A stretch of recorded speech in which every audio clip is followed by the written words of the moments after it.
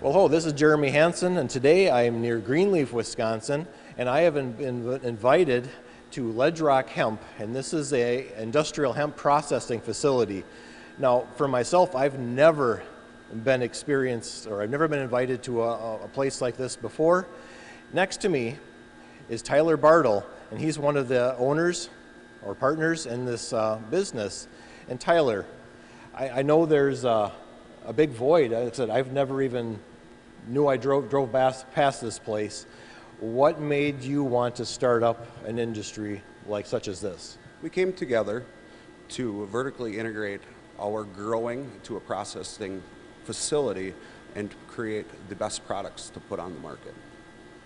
Okay, to my right is Dan Weezy, and he's one of the other owners of this business.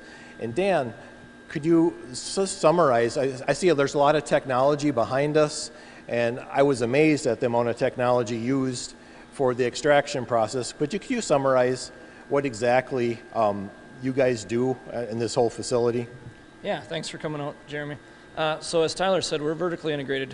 We go all the way from soil to oil. We do grow our own plants, grow our own biomass. We bring it in the facility, we dry it down.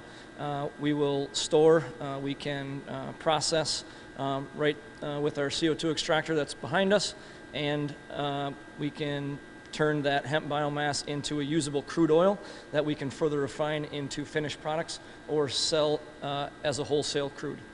Okay, I'm going to go back to Tyler. Tyler, what are some of the end uses of the products that you produce here? Meaning that you have your own brands, or do you do any wholesale marketing, or please explain that a little bit. We do wholesale crude oil, and we also do have our own product line on the market. It would be tinks. It starts from tincture bottles, goes gel caps. We do have smokable flour also. So what, you say crude, I think of crude oil. What exactly is the crude? The crude is the first initial oil that comes out of this particular CO2 extractor. It comes straight from the flower. And Dan, do you contract with other growers, or how does that arrangement work? So we don't necessarily contract with other growers. We do work closely with a group of other growers, and we will purchase additional biomass if it's needed throughout the year. Being the first good year of a run, we don't yet know how much we're going to need, but we do intend to be growing and purchasing hopefully in the future.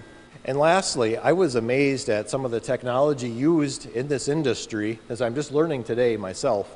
And Dan, could you give us a rough overview of the process of the machine that's behind us right now? Absolutely. So when we went looking for an extractor, we chose the IES CO2 extractor because we thought it would provide us with the highest quality of crude and the cleanest crude. So this machine uses CO2 gas to extract the CBD, or the cannabinoids, from the biomass. We're first going to extract the terpenes. We will then reintroduce those back into the crude later for our full spectrum oil. Then on a second stage, the machine will extract the cannabinoids into a crude oil. The CO2 machine uses CO2 gas at high pressures in supercritical state, which the gas is not a liquid nor a gas. It's neither at the same time.